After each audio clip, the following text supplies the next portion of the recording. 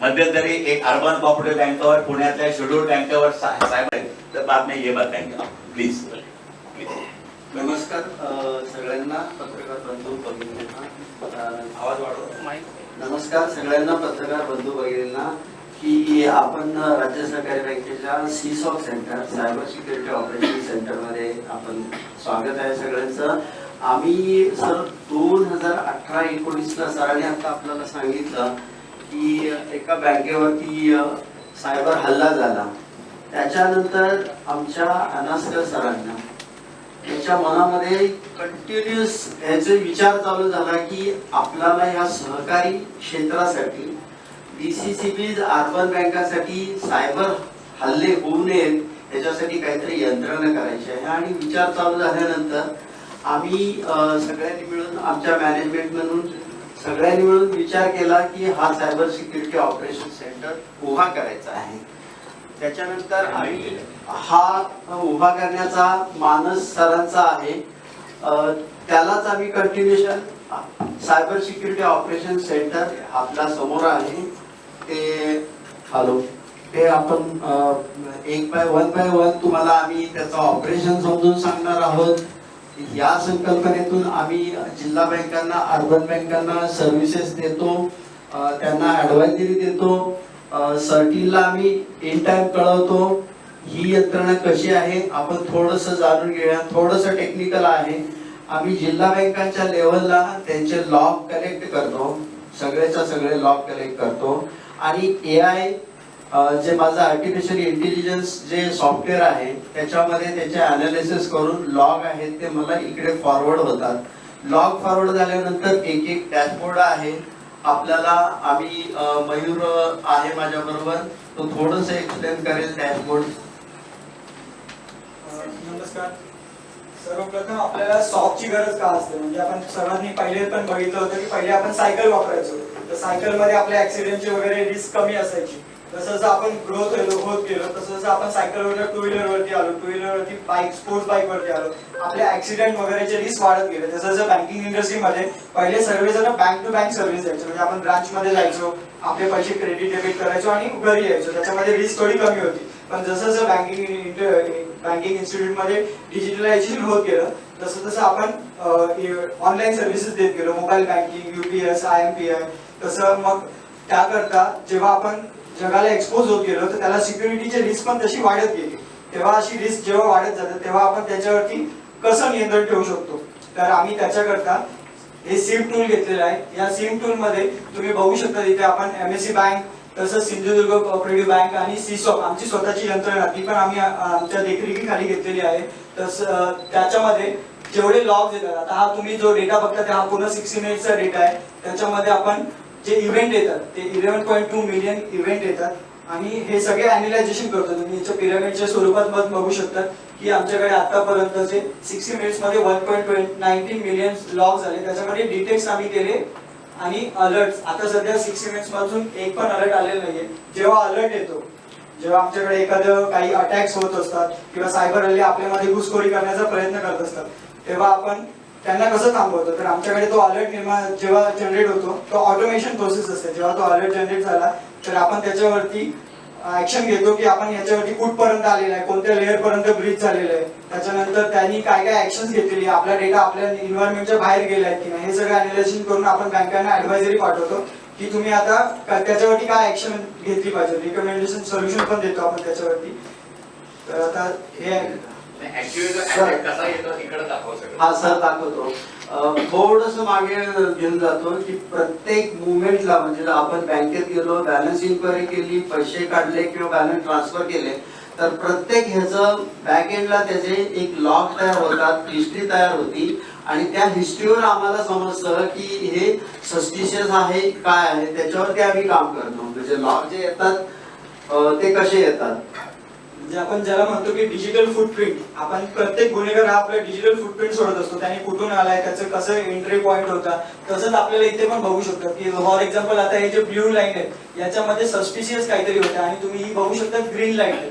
Green जी line आहे त्याच्यामध्ये legitimate traffic आहे, म्हणजे जेन्युअनली काहीतरी आपण रिक्वेस्ट केलेली आहे, त्याचा आपल्याला रिप्लाय आलाय. फॉर एक्झाम्पल आपण गुगल क्रोम ओपन करून त्याच्यामध्ये फेसबुक किंवा काहीतरी google.com ओपन केलं तर ती लेजिटिमेट ट्रॅफिक आहे, म्हणून ही ग्रीन लाईन येते.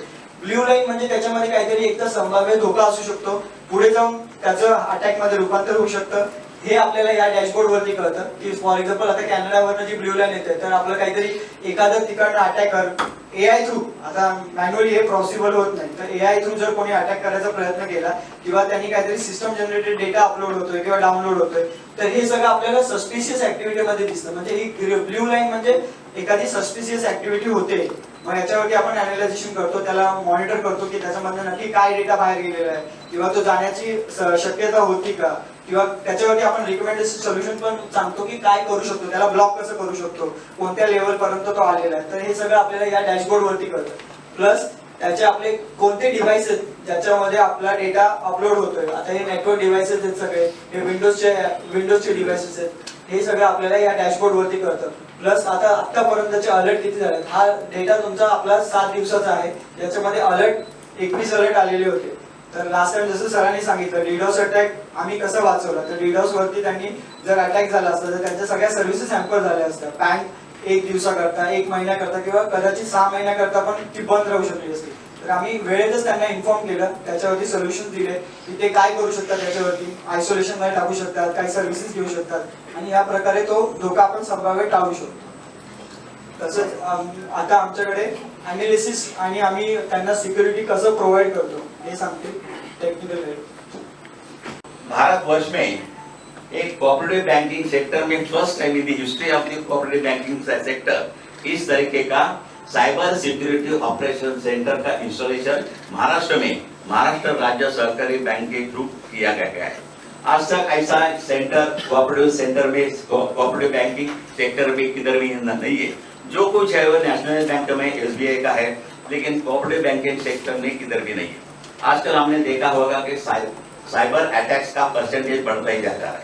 बढ़ते पुलवामा अटैक के बाद कम से कम 10 लाख साइबर अटैक्स पूरे भारतवर्ष में विविध सेक्टर में हुए, उसमें से ज्यादातर से बैंकिंग सेक्टर में अटैक हुए.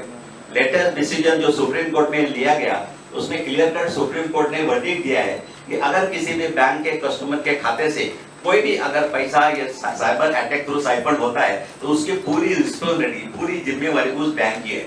उस बैंक को इतना बड़ा लॉस भुगतना पड़ता है. इसलिए हमारा जो सेंटर है ये हमारे अकेले के लिए नहीं है, ये हमने पूरे महाराष्ट्र में जितने भी कोऑपरेटिव बैंकिंग सेक्टर में जितने भी डिस्ट्रिक्ट बैंक्स है, महाराष्ट्र में 31 डिस्ट्रिक्ट सेंट्रल कोऑपरेटिव बैंक्स है, महाराष्ट्र में 476 ये अर्बन कोऑपरेटिव बैंक्स है, उन सबके लिए हमने ये सेंटर खोला किया है.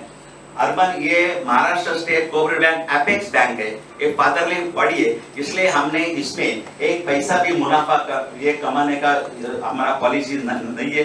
जो कुछ है हमने उसको फ्री ऑफ चार्ज पूरे सेक्टर को, बैंकिंग सेक्टर को हमने फ्री ऑफ चार्ज ऑफर किया है. उनको जो कुछ करना पड़ेगा खाली लाइसेंस फी उनको देनी पड़ेगी, पर क्योंकि बहुत सारी छोटी छोटे बैंक्स है उनको इतना बड़ा कैपिटल इन्वेस्टमेंट करना किसी के लिए सीधी बात नहीं है, बहुत मुश्किल है. तो जितने भी छोटे छोटे बैंक है, 10 करोड़ के बैंक है, 15 करोड़ के बैंक है, इसके लिए हमारा कैपिटल इन्वेस्टमेंट कम से कम 10 करोड़ के आगे जगह छोड़ के, तो इतनी बड़ी investment impossible for a small bank. तो इसके लिए हमने सबके लिए एक सेंटर 24/7 ये हमारा पूरा वर्किंग रहता है. हम उसको अलर्ट देते हैं. आज तक तुमने देखा होगा कि रिसेंटली एक डिस्ट्रिक्ट कोऑपरेटिव बैंक में अटैक हुआ, 36 करोड़ वो अटैक में उनका लॉस हुआ है.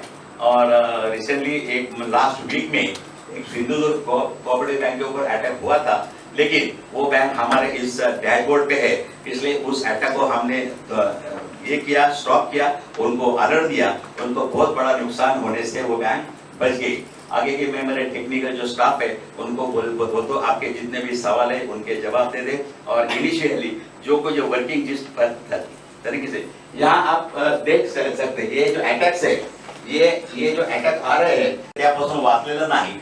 आणि नुकतंच एक सुप्रीम कोर्टने एक निकाल दिलेला आहे की अशा प्रकारे सायबर अटॅक होऊन जर ग्राहकाच्या खात्यातून कोणताही पैसा जर गेला तर त्या पैशाची सगळी जबाबदारी लॉ बेलमेंट नुसार त्या बँकेची राहील.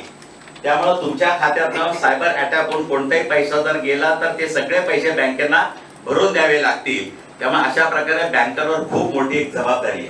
या सगळ्या हल्ल्यांना रोखणं, त्या बँकांना अलर्ट देणं आणि ते सगळे हल्ले परतवणं. नुकतंच मी नाव घेऊन पण सांगायला हरकत नाही, आमच्या डॅशबोर्डवर नुकतंच सिंधुदुर्ग जिल्हा बँक आम्ही एक ऑनलाईन केली होती आणि सिंधुदुर्ग जिल्हा बँकवर अटॅक झाला. तो आम्ही लोकेट केला, तो आम्ही परतवला आणि नुसता परतवला नाही तर त्याच्या संबंधी आम्ही अलर्ट देऊन, माहिती देऊन, पोलीस बिलीस यंत्रणा माहिती दिल्यामुळं सिंधुदुर्ग जिल्हा बँकेचं खूप मोठं नुकसान होण्यापासून नुकतंच ते वाचलेले आहेत. तर या संबंधी सगळी माहिती माझी टेक्निकल टीम इथं आहे. हे मयूर आहेत, आमचे पाटील साहेब आहेत, या सगळ्यांनी अत्यंत श्रमाने हे सगळं तयार केलंय आणि याच्यावर संपूर्ण एक वर्षभर याचं टेस्टिंग फुलप्रूफ आम्ही टेस्टिंग केले पूर्ण वर्षभर. आणि आता जवळजवळ 4 बँका आमच्याकडे लाईव्ह झालेल्या आहेत. सातारा लाईव्ह होतीये, PDCC लाईव्ह होतीये. त्यामुळे अशा माहिती मी जास्त आपल्याला माहिती देणं माझं महत्वाचं काम आहे. मी आमच्या संजय पाटलांना सांगतो प्लीज कंटिन्यू. सर हिंदी में ज़्यादा रीच होगा प्लीज, हिंदी में ज़्यादा रीच होगा. युजर आहे ज्यांनी 5 वेळेस पासवर्ड चुकीचा टाकलेला आहे तर तो अलर्ट जनरेट होतो, पण तो लेजिटिमेट असतो कारण की युजरने ते चुकून टाकलेलं असतं किंवा तो पासवर्ड विसरलेला असतो, त्यामुळे ते होतात.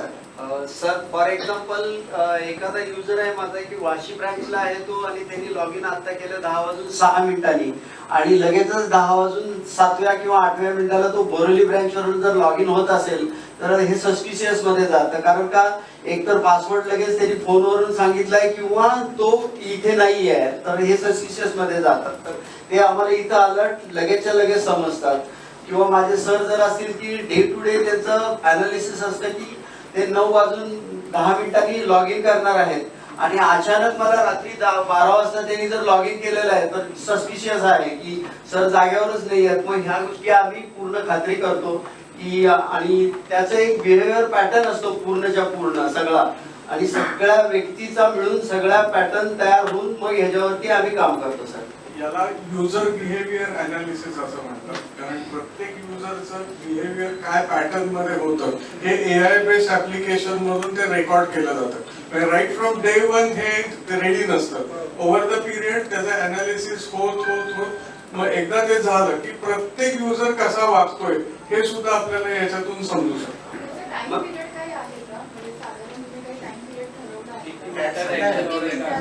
हा म्हणजे SLA साठी म्हणताय का, म्हणजे सर्व्हिस लेवल अग्रीमेंट साठी आता जे नॉन क्रिटिकल आहेत त्या अलर्ट साठी आपण 15 मिनिटाचा टाइम केला की तेवढ्या वेळामध्ये आपण त्या मेंबर बँकेला इन्फॉर्मेशन द्यायची असते. तो आता आम्ही अजून नियर रिअल टाइम आणण्याच्या ऑप्टिमायझेशनच्या प्रोसेस मध्ये आहोत की जो आता मी अनालाइज केला की पुढच्या एक किंवा 2 मिनिटांमध्ये समोरच्या बँकेला त्याचा कसा रिस्पॉन्स देता येईल याच्याबद्दल ऍडवायझरी आपण तयार करतो. सरांच्या प्रश्नाचा एवढे तो रिक्वेस्ट पाठवते की तुमची जेवढी अवेलेबल बँडविड्थ आहे ती सगळी चोक केली जाते. त्यामुळे ना तुम्ही बाहेर जाऊ शकत ना तुम्ही आतमध्ये येऊ शकत. त्याला डिनायल ऑफ सर्व्हिस असं म्हणतात. तर या अटॅक मध्ये काय करतात की मग त्याच सगळ्या सर्व्हिसेस मध्ये एक असा त्यांच्यासाठी एक इन्स्ट्रक्शन कोड असा असतो की जो एक्झिक्यूट झाला तर त्यांच्यासाठी ते आतमध्ये येतात. कारण तुमच्या बाहेर जाणाऱ्या सगळ्या सर्व्हिसेस ब्लॉक असतात आणि या सगळ्या अटॅक्स आणि सायबर सिक्युरिटी मध्ये एकच प्रिन्सिपल आहे की त्या अटॅकर्सला एकदाच बरोबर साबित करायचंय आणि वेळेस आपल्याला 100% वेळा आपण परफेक्ट असायलाच पाहिजे, प्रोटेक्टेड असायलाच पाहिजे. ह्या प्रिन्सिपल वरती ते ऑपरेट करत असतात आणि ते लाखो अटॅक्स करत असतात. पण त्यांचा एक जरी सक्सेसफुल झाला which is sufficient to get the control of your entire infrastructure. म्हणजे कित्येक कोटी हे अनालिसिस करण्याची क्षमता रशियन. सर विचारायचं आहे सायबर अटॅक येणं आणि तो एक्झिक्यूट होणं जनरली किती वेळ जातो आणि त्याच्यामध्ये तुम्ही कसं काय अनालिसिस कोणी करू शकता? ते सेकंदावरती ते डिपेंडेंट असतं. कारण असे मल्टिपल अटॅक्स होत असतात मल्टिपल लोकेशन्स वरून सिंक्रोनाइज अटॅक्स की एका वेळेला 10 कंट्रीज मधून ह्या सगळ्यांची त्याला डार्क वेब वरती मीटिंग होत असतात की आता हा ऑर्गनाइज अटॅक करायचा आहे. मग ते सगळे एकत्र येतात आणि त्या याच्यातून ते मल्टिपल अटॅक्स तुमच्या इन्फ्रास्ट्रक्चरवरती करत असतात आणि त्यातला एक जरी त्यांना लूपहोल सापडला आणि आतमध्ये आले तर पुढच्या काही सेकंदात ते तुमच्या नेटवर्क मध्ये येतात किंवा इन्फ्रास्ट्रक्चर मध्ये येतात आणि मग तो एक्झिक्यूट होण्याचा टाइम बॉम्ब सारखा त्यांनी वापर केला जातो की दुसऱ्या कुठल्या तरी इव्हेंटला ते अजून एक सिक्युरिटी ब्रीच. आज आपण आत्ताच खाली एक MSJ बँकेचं एक सायबर सिक्युरिटी ऑपरेशन सेंटर बघितलेलं आहे आणि त्याची सगळी माहिती आपल्याला खाली आमच्या टेक्निकल टीमनी दिलेली आहे. यासंबंधी मला एकच असं सांगायचं की कुठलीही सहकारी बँकिंग संदर्भात सध्याचं वातावरण तुम्ही एकंदरच सहकारी बँका सक्षम नाही हे नाही किंवा ज्या प्रकारे सहकारी बँकिंगबद्दल एक वातावरण आहे ते काही नाकारण्यात काही अर्थ नाही. परंतु ज्यावेळी एका नागरी सहकारी बँकावर एक सायबर अटॅक झाला आणि त्यावेळी 94 कोटी रुपये एकदम गेले त्यावेळी माझ्या मनामध्ये खरंच एक विचार आला की माझ्या बँकेमध्ये जवळजवळ 20-25 हजार कोटी रुपये लोकांच्या ठेवी आहे आणि या ठेवी इन्स्टिट्यूशनल ठेवी जास्त आहे म्हणजे जिल्हा बँकांच्या ठेवी जास्त असतात. त्यामुळं उलट जर इथं जर काही अटॅक होण्यात झाला आणि उद्या जर काही खूप मोठी रक्कम गेली तर नेमकं काय होईल आणि ते विचार आल्यामुळं आम्ही या प्रक्रियेला सुरुवात केली आणि आमची संपूर्ण टेक्निकल टीम आम्ही परदेशात जाऊन आलो. आम्ही सगळ्यांचा स्टडी केला. आम्ही अनेक ठिकाणी ट्रेनिंग घेतलं आणि हे करत असताना जवळजवळ गेली वर्षभर आम्ही या संपूर्ण इन्स्टॉलेशनच्या प्रयत्नात होतो. इन्स्टॉलेशन झाल्यानंतर आम्ही याचं खूप डीपली मॉनिटरिंग केलं आणि याचं सक्सेस रेट ज्यावेळी आम्हाला असा वाटलं की संपूर्ण टोटल आम्ही फुलप्रूफ सिस्टीम आहे त्यावेळी मी अनेक बँकांना आम्ही हे दिली 2-4 बँकांना आम्ही बंदी दिली आणि त्याच्यानंतर त्या बँकांचा बराच मोठा फायदा झाला. आजही तुम्हाला आमच्या टीमनी टेक्निकल टीमने एक्सप्लेन केलं आहे की अनेक अटॅक्स रोजच्या रोज होत असतात आणि पुलवामा हल्ल्यानंतर खूप अटॅक झाले. याच्याकरता उद्या 13 तारखेला आम्ही सगळी लोक म्हणजे सरकार इथं आहे. माननीय उपमुख्यमंत्री अजितदादा पवार यांच्या अध्यक्षतेखाली उद्या सभा आहे. त्यावेळी नाबार्डचे सगळे CGM-पासून सगळे ऑफिसर्स आहेत. सहकार खात्याचे कमिशनर चीफ सेक्रेटरीपासून संपूर्ण सगळे जिल्हा सहनिबंधक जे आपण ज्याला जॉईंट रजिस्ट्रार म्हणतो ते इथं आहेत. त्यामुळे सगळी लोक इथं आहेत आणि सगळ्या 31 जिल्हा बँकांचे अध्यक्ष उपाध्यक्ष आणि CEO यांची एकत्रित बैठक उद्या अजितदादांच्या अध्यक्षतेखाली बोलवलेली आहे. त्यामध्ये अजितदादांच्या हस्ते उद्या CSOCचं पहिलं उद्घाटन होईल आणि उद्घाटन झाल्यानंतर 31 बँकांना आम्ही त्याची माहिती देऊ आणि त्याच्याकरता त्यांना अपील करू. अजितदादा स्वतः त्यांना अपील करतील आणि टोटल या सहकार क्षेत्रातली जी रक्कम आहे आज सामान्यांचा पैसा आहे हा सुरक्षित कसा राहील ही सगळी जबाबदारी राज्य बँकेने घेतलेली आहे. मध्यंतरी तुम्हाला आठवत असेल की सर्वोच्च न्यायालयाचा एक निकाल लागला आणि सर्वोच्च न्यायालयाच्या निकालामध्ये पण त्यांनी सांगितलं असा कोणत्याच अटॅक होऊन जर एखाद्याच्या खात्यातनं जर काही पैसे सायपन केले गेले किंवा लॉस झाला तर तो लॉस बँकेने बेअर केला पाहिजे. कस्टमरला विदिन 24 आवर्स इमिजिएटली त्यांच्या खात्याला ते पैसे जमा केले पाहिजेत. त्यामुळं 94 करोड जे गेले किंवा एका जिल्हा बँकेचे 36 कोटी रुपये गेले. त्यामुळे असे जर खूप मोठी रक्कम आणि आजकाल सायबर थ्रेट्स खूप वाढत आहेत आणि त्याचं म्हणून आपण हे सिस्टीम आपण उभी केलेली आहे. या सिस्टीमला आम्ही जो काय खर्च आमच्या कॅपिटल म्हणजे इन्व्हेस्टमेंट आहे ती आम्ही सगळी स्वतःच्या प्रोव्हिजनमधून केलेली आहे आणि याचा सगळा फायदा मगाशी मी खाली सांगितलं की खरंच सहकार क्षेत्रासाठी कोऑपरेशन अमंग्स कोऑपरेटिव्ह या प्रिन्सिपलनुसार आम्ही संपूर्ण सहकार क्षेत्राला कोणताही मोबदला न घेता हे आम्ही हे सेंटर आम्ही त्यांना उपलब्ध करून दिलेलं आहे आणि तुम्ही आलात आणि तुम्ही सगळी माहिती करून घेतली. कारण का मला अगदी प्रामाणिकपणे सांगावंसं वाटतं की तुमच्या या तुम्ही जे पत्रकारांवर किंवा त्या मीडियावर आमची जास्त भिस्त आहे. कारण का सहकार क्षेत्राबद्दल जे काय तर सहकार क्षेत्रात चांगल्या पण गोष्टी होत आहेत आणि चांगल्या गोष्टींना जर तेवढीच चांगली प्रसिद्धी मिळाली तर अशा प्रकारे भारतात असं सेंटर कुठेही नाही आणि प्रत्येकाने जास्तीत जास्त नॅशनल बँकांमध्ये आहे 100% आहे. काही प्रायव्हेट सेक्टरमध्ये पण आहे आणि काही प्रायव्हेट लोकांनी पण असे सेंटर सुरू केलेले आहेत. पण ते सगळी प्रोफेशनल बेसिसवर आहेत. त्यांचा व्यापार करायचा बिझनेस आहे. परंतु असं कोणी फ्री किंवा कुठेही मोफत सर्व्हिस देणारं सेंटर आज भारतात कुठेही नाही.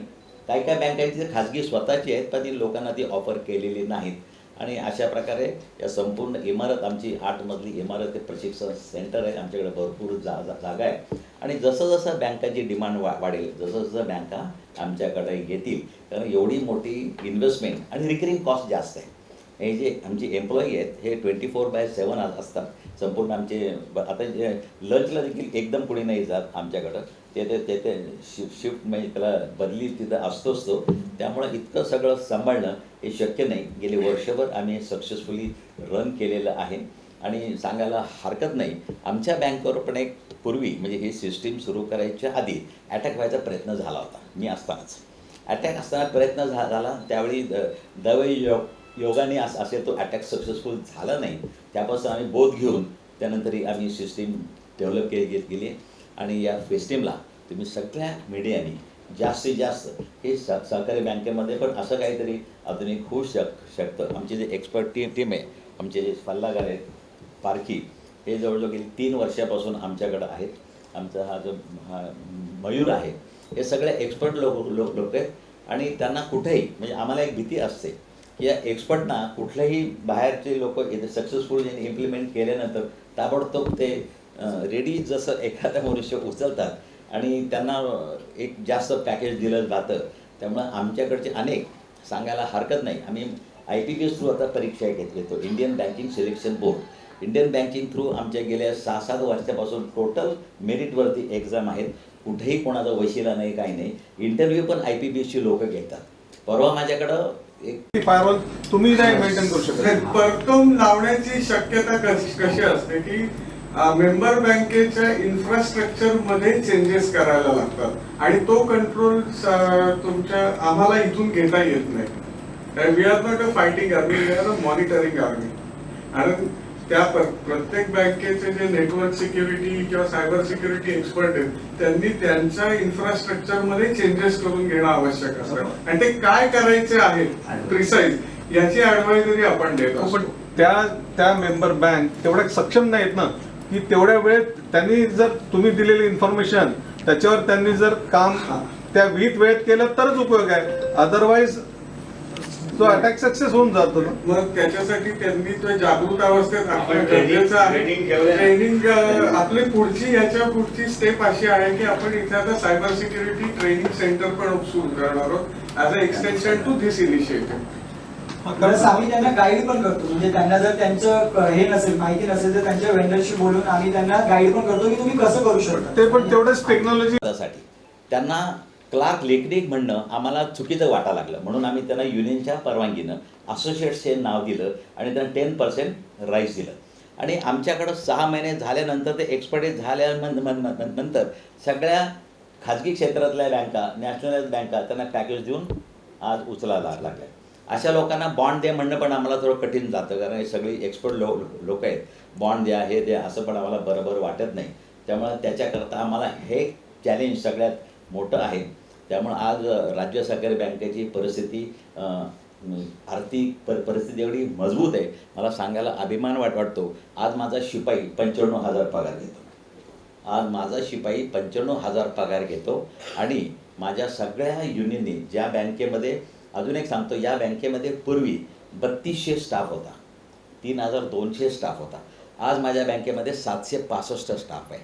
ज्यावेळी 3200 स्टाफ होता त्यावेळी बँकेचं आमचं टर्नओव्हर हा 15,000 कोटी होता. आणि 765 स्टाफ असताना माझा टर्नओव्हर 62,500 कोटी आहे. म्हणजे स्टाफ तोच आहे, पण स्टाफ क्या मल्टिपलमध्ये त्यांनी हे केलं. त्यामुळे अशा स्टाफला त्यांना समाधानकारक सॅलरी द्यायला आम्हाला काहीच हरकत नाही. त्यामुळं आज आम्ही या स्टाफला एक 13.50% बोनस दिला आहे. आणि युनियन मागते आम्हाला 12% आम्ही 13 देतो. आजपर्यंत कुठेही गेल्या 7-8 वर्षामध्ये युनियनचं आमचं कुठेही हे नाही. त्यामुळे आमचा स्टाफ हे एकदम समाधानी आहे. पण अशी ही जी एक्सपर्ट लोक आहेत त्यांना आम्ही रिटेन केलेलं आहे आणि ते स्वतः सहकारात काम करायला इच्छुक आहेत. त्यामुळे हे अत्यंत सक्सेसफुल हे आमचं मॉडेल आहे. आणि तुम्ही याला जास्तीत जास्त जेवढी चांगली, पण सहकारात जे काही चांगलं पण काही गोष्टी होतात, वाईट 5%, 2% वाईट होत असतील, नाही असं नाही म्हणणं, पण त्याला प्रसिद्धी मात्र खूप मिळते. तर यामध्ये कुठेही या आधुनिक याच्यामध्ये आम्ही बाकीचं बरंच सांगण्यात फार काय, पण आज सॉक पुरतीच आज ही परिषद महत्त्वाची असल्यामुळे तुम्हाला काय विचारायचं असेल तर विचारू शकता प्लीज. सीसॉक्समध्ये एकूण हे सेंटर तुम्ही सुरू केलंय तर इतर बँकांच्या सारखंच आहे का त्याचं वेगळं पण काही आहे काय सगळ्या राष्ट्रीयकृत बँकांमध्ये असंच सेंटर आहे का आता तुमचं आधुनिक आहे त्याच्यावर बाकी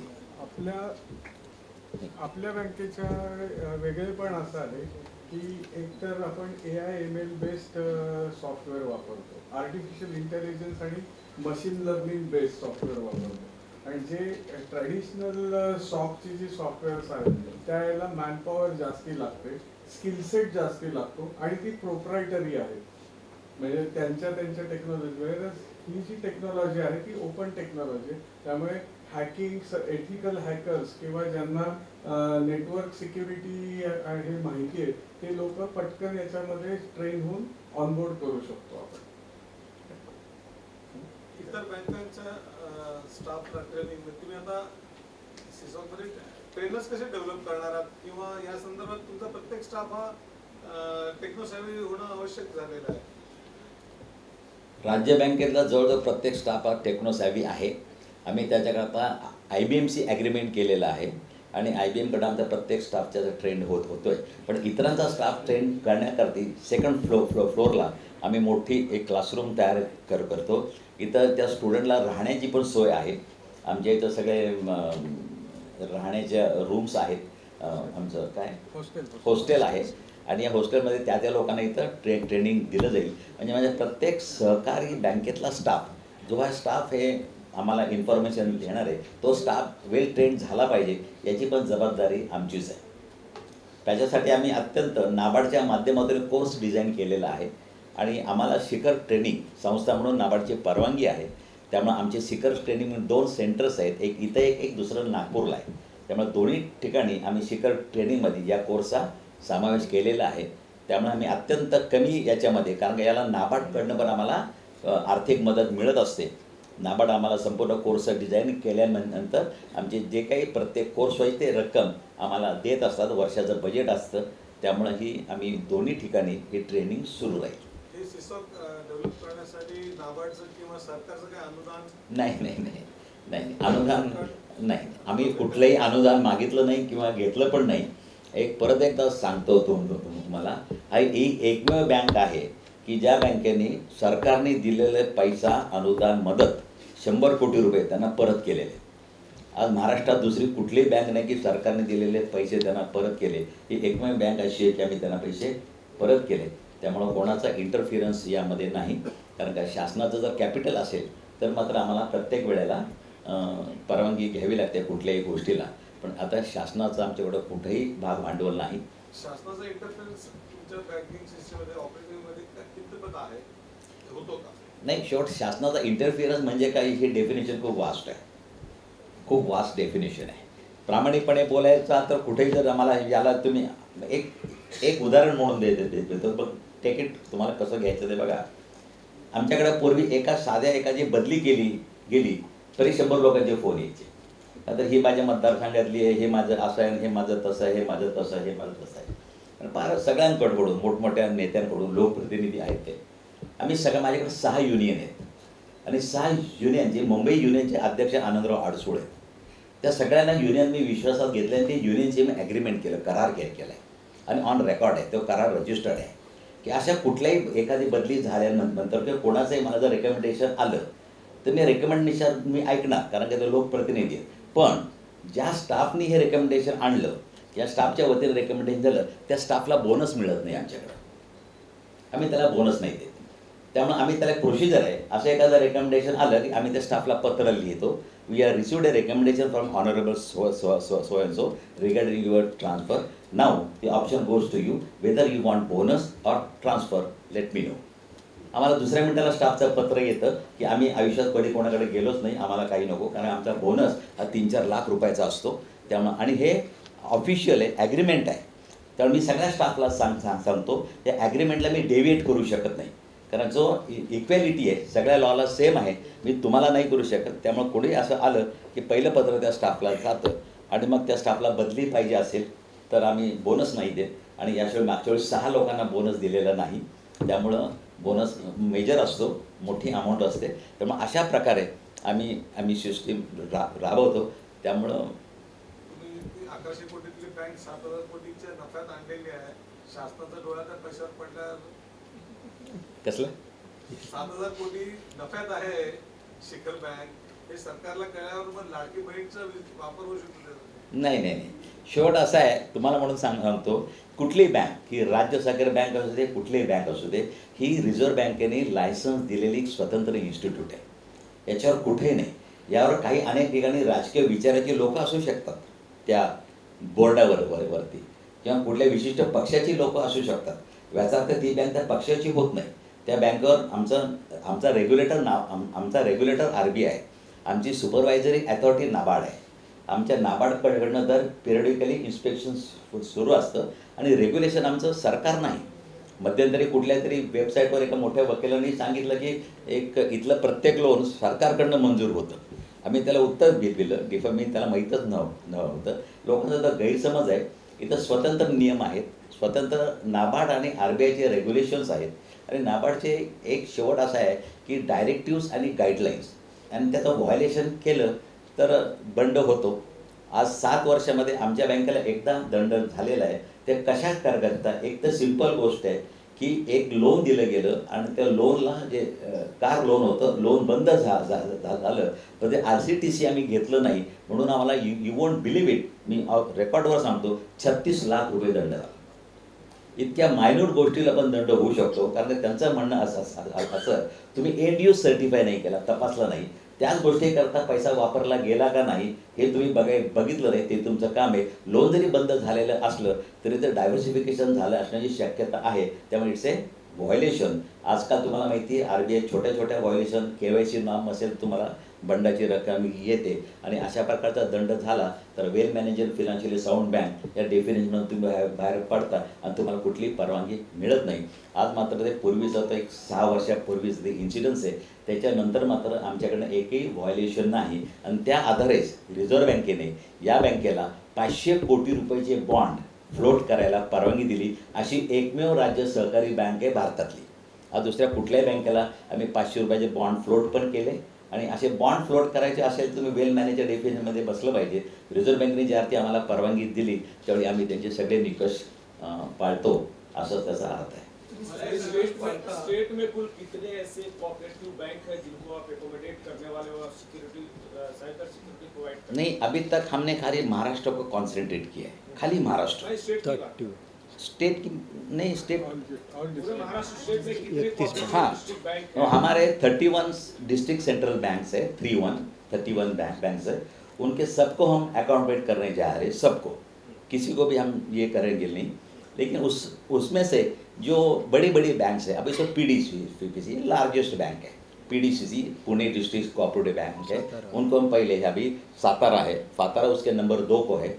दोनों हम अभी उन्होंने हमको अप्रोच किया है. दोनों अभी हमारे इसमें बोर्ड पे आ रहे हैं. सिंधुदुर्ग है, जितनी बड़ी बैंक्स है. कोई छोटी बैंक भी है, डिस्ट्रिक्ट कोऑपरेटिव बैंक्स है, चंद्रपुर है उधर एक, और कुछ वीक बैंक्स भी हैं. वो बाद में वो ये होगी, वो ऑनबोर्ड होने वाली है. लेकिन हमारा पहला कॉन्सेंट्रेशन है all 31 district cooperative banks will join this forum. आपने एक चीज कहा कि ये जो साइबर जितना प्रोटेक्शन है बैंकों का वो बहुत ही रिस्की है, और उसके लिए जितने भी हाई स्किल्ड आपके पास वर्कर हैं, जो भी एम्प्लॉई हैं, आप कह रहे हैं कि किसी भी बैंक से कोई भी चार्ज नहीं लेंगे, ये पूरा निःशुल्क है. तो इसे मेंटेन कैसे किया जाएगा? ये जो एक्सपेंस है कैसे मेंटेन किया जाएगा? वो हमने हर ईयर में हमारा जितना प्रॉफिट है उसमें से 1% हम उसको मराठी में बोलते हैं सहकार कृतज्ञता निधि. हम तो आप समझ गए होंगे उसका मीनिंग क्या है. कोऑपरेटिव में अपेक्स बैंक है, तो हमारी नैतिक जिम्मेवारी है, हमारा इथिकल ये है वो. इसके लिए हमने प्रॉफिट में से एक कुछ अमाउंट हमने ये करके रखे, प्रोविज़न किया है. हमने स्टाफ के लिए भी प्रोविज़न किया है. स्टाफ के लिए 0.5% देना, हाँ 0.25 स्टाफ के लिए हमने रखा है. जिनके भी ऑपरेशन है, जो कुछ है उसमें से हम देते. लेकिन जो कुछ है तो हमने प्रोविजन करने के बाद ही हम उसको एक्सपेंस कर सकते हैं. सर मग त्याच्यामध्ये तुम्ही म्हणताय की आम्ही ह्याच्यामध्ये कोणतेही चार्ज घेणार नाही, मग सगळ्या बँकांचा डाटा तुमच्या हातात सहजपणे येणार आहे या ह्याच्यामध्ये? डाटा त्यांच्याकडेच असणार. या बँकांचा डेटा येणार म्हणजे काय, त्यांच्या खात्यांची माहिती वगैरे येणार फक्त नाही. logs. आपल्याकडे फक्त लॉग्स येणार आहेत आणि त्या लॉग्स मध्ये फक्त IP ऍड्रेस असतो, त्याच्यामध्ये खातेदाराचं नाव किंवा हे काही नसतं. म्हणजे तो मशीन डेटा येणार आहे. तुमच्या ट्रान्झॅक्शन मध्येही तुमचे लॉग्स मधले कोणी कोणाला पैसे दिले वगैरे हा डेटा काही येत नाही. नाही, पण म्हणजे एखाद्या बँकेने साधारण त्यांचं काय वर्षाचं ट्रान्झॅक्शन असेल किंवा काय नाही नाही नाही, तो डेटा काही येत नाही याच्यामध्ये. सर मगाशी तुम्ही म्हणाला सहकारची प्रतिमा लोक डागाळतात. नाही नाही नाही, तुम्ही आता एवढं काम करता. लोक डागाळत नाही, आपोआप डागाळी गेली आहे. नाही, डागाळी केलेली आहे. आता रिझर्व्ह बँकेनं एक 36 लाखाचा दंड लावला. पण तुला सरकारी बँकेत असं काही झालं असतं तर रिझर्व्ह बँक असा दंड लावते का? नाही, मी रिझर्व्ह बँकेत 12 वर्ष, मी माझ्याकडे साहेब महाराष्ट्र, गुजरात, गोवा, जम्मू काश्मीर, राजस्थान या 5 राज्यातल्या अर्बन बँकांचा प्रतिनिधी म्हणून मी RBIवर काम केले, 12 वर्ष काम केले. रिझर्व्ह बँक कुठे डिस्क्रिमिनेट करत नाही. या सगळ्या बँकांना दंड लागतोच, नॅशनलाइज असू द्या, प्रायव्हेट सेक्टर.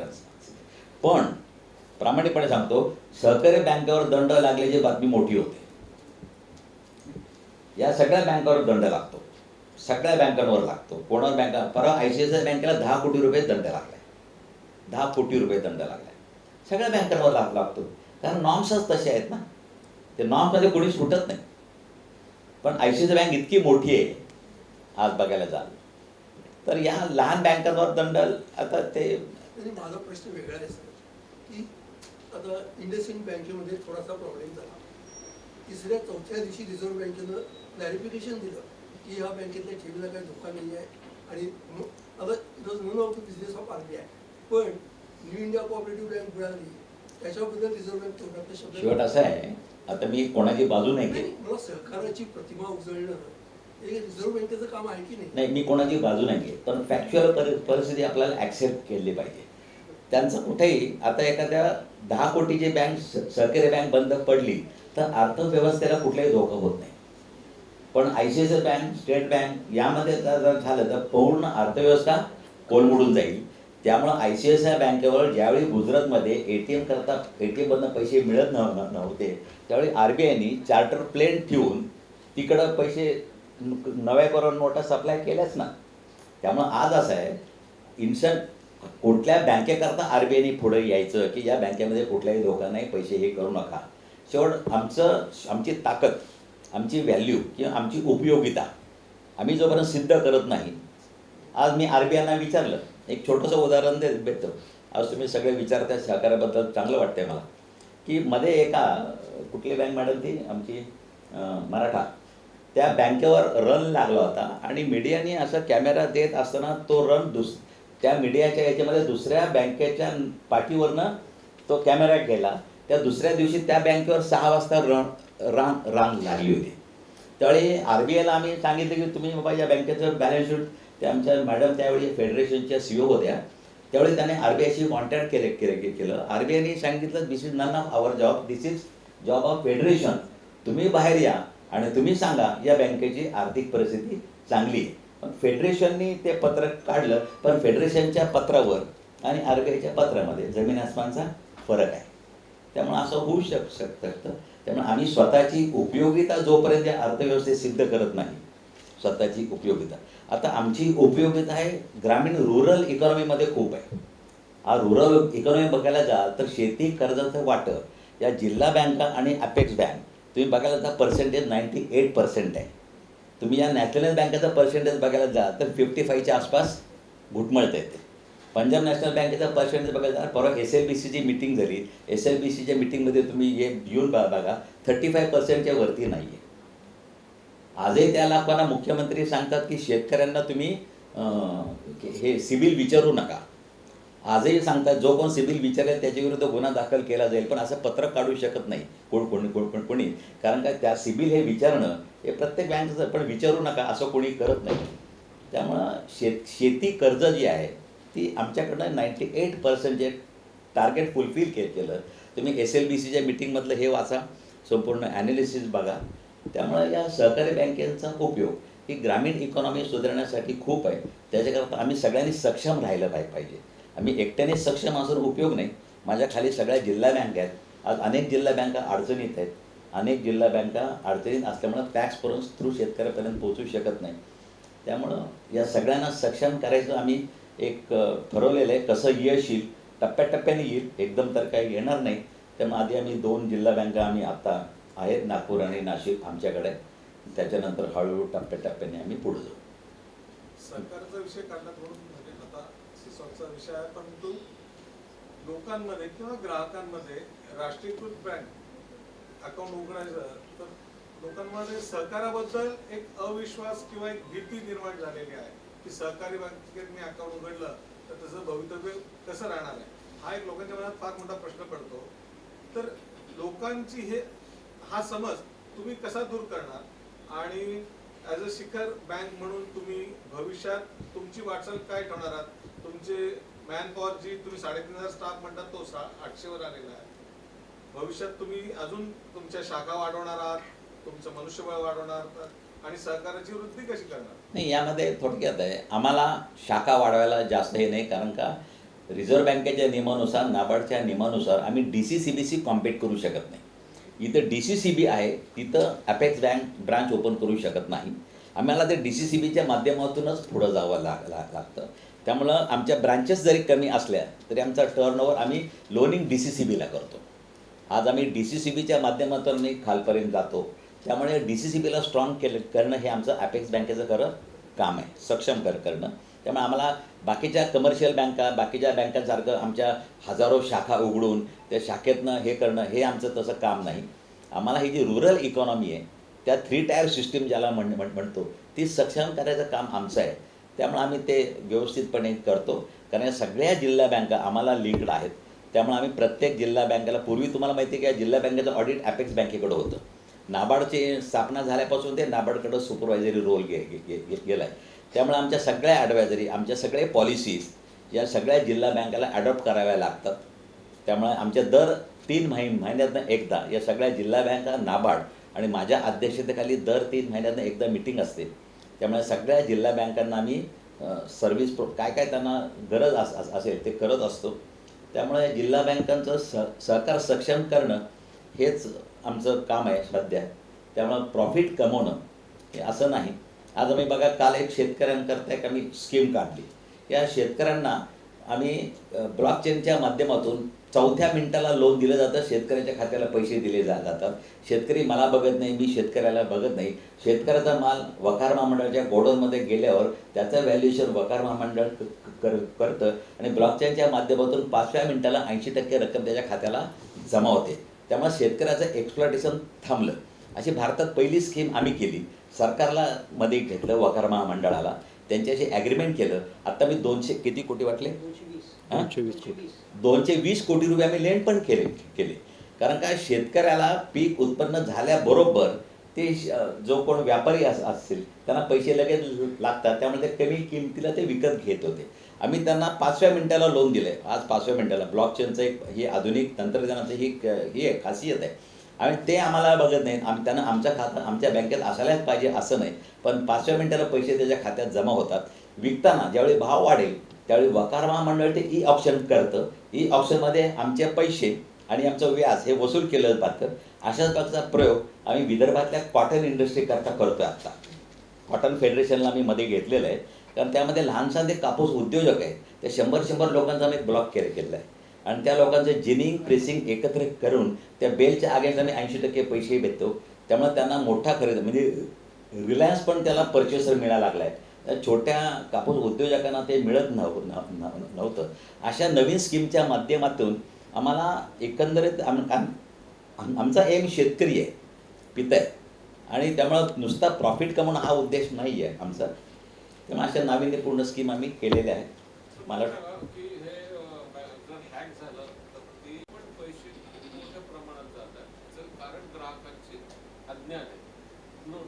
पण आता हे लोन ग्रामीण भागातही जातात. कुणी लॉटरी आहे, कुणी काय शेअर मार्केट आहे, जे काय आहे, तर त्याच्यासाठी एवढं तुम्ही सांगताय, मग त्या गोष्टीसाठी पुढाकार काही आहे, काही चान्सेस भविष्यात? आम्ही बघा, आम्ही बँकिंग साक्षरता प्रतिष्ठान म्हणून एक माझं प्रतिष्ठान आहे. तुम्ही लोकसत्तेमध्ये बघायला जाल तर सेकंड पेजला रोज एक ॲडव्हर्टाईज येते आमची MSCI बँकेची. आम्ही बँकिंग अवेअरनेस देतोय लोकांना की कसं बँकिंग केलं पाहिजे. तुम्ही रोज बघा, रोज 365 दिवस बँकिंग साक्षरता प्रतिष्ठान अवेअरनेस देतो. आम्ही स्कूलमध्ये बँकिंग शिकवतो जाऊन आत्ता. स्कूलमध्ये आम्ही डेमो बँकिंगची तयारी ठेवली. आम्हाला 100 बाय स्क्वेअर फुटाची जागा द्या. MSCI बँकेच्या खर्चाने आम्ही तिथं बँकिंगचा सेटअप उभं करतोय. त्यामुळं हे आम्ही आणि असा सेटअप एक सातारला रयत शिक्षण संस्थेमध्ये उभं केलेलं आहे. त्यामुळे छोट्या छोट्या गोष्टी आहेत. हे बँकिंग वेगळं आहे. आमचं एक सोशल बँकिंग आहे. त्यामुळे सोशल बँकिंगमध्ये असून देखील आमची फिनान्शियल पोझिशन एकदम स्ट्रॉंग आहे. याचा पण आपल्याला विचार करायला पाहिजे. ह्याला किती खर्च आहे, एक वर्षाचा किंवा महिन्याचा किंवा एक बँक अप्रोच आहे, याला किती ॲडिशनल खर्च आहे? नाही, खर्चात आम्ही ते फ्री जरी असेल तरी एकंदरीत तुम्हाला किती खर्च येतो? नाही, आम्हाला जो काय खर्च येतो तो रिकरिंग आहे. त्यामुळे आता जो काय किती आज पर युनिट बघायला जाल तर आमचं एक हां सांगा. कोणतीही बँक ऑनबोर्ड होताना त्यांच्याकडे किती क्रिटिकल डिव्हायसेस आहेत त्याच्यावरती त्यांचा खर्च अवलंबून आहे. आता समजा आपण एक छोटी बँक घेतली की 50 डिव्हायसेस आहेत, तर त्यांना पर डिव्हाइस फिक्स्ड कॉस्ट ही 9,000 रुपयाच्या आसपास येते आणि त्याची रिकरिंग कॉस्ट जी आहे पर डिव्हाइस पर इयर ही 26,000च्या आसपास येते. मग जसजसे तुमचे नंबर ऑफ डिव्हायसेस वाढतील तशी रिकरिंग कॉस्ट ही मार्जिनली कमी होत जाते. म्हणजे 200 डिव्हायसेसची एखादी बँक असेल तर त्यांची रिकरिंग कॉस्ट ही 26,000च्या ऐवजी 24,000, 24,250 एवढी येते. आता त्यांना बेनिफिट काय, तर त्यांना जे इन्फ्रास्ट्रक्चर आहे ते त्यांना उभं करायचं नाहीये. त्याच्यानंतर त्यांना जे मॉनिटरिंगचे जे सायबर सिक्युरिटी एक्सपर्ट आहेत हे त्यांच्याकडे असणं गरजेचं नाहीये. तर ह्या सर्व्हिसेस राज्य सहकारी बँक आपण त्यांना फ्री ऑफ कॉस्ट त्यांना प्रोव्हाइड करतो. त्यांना कॅपिटल इन्व्हेस्टमेंट काही नाही. त्यांना कॅपिटल इन्व्हेस्टमेंट काही. याच्यामध्ये तुम्ही क्रिटिकल डिव्हाइसेस म्हणजे नेमकं काय? क्रिटिकल डिव्हायसेस मध्ये तुमच्या डेटा सेंटर ज्या याच्यावरती तुमचं बँकिंग सॉफ्टवेअर चालतं ते सगळं इन्फ्रास्ट्रक्चर म्हणजे क्रिटिकल डिव्हायसेस.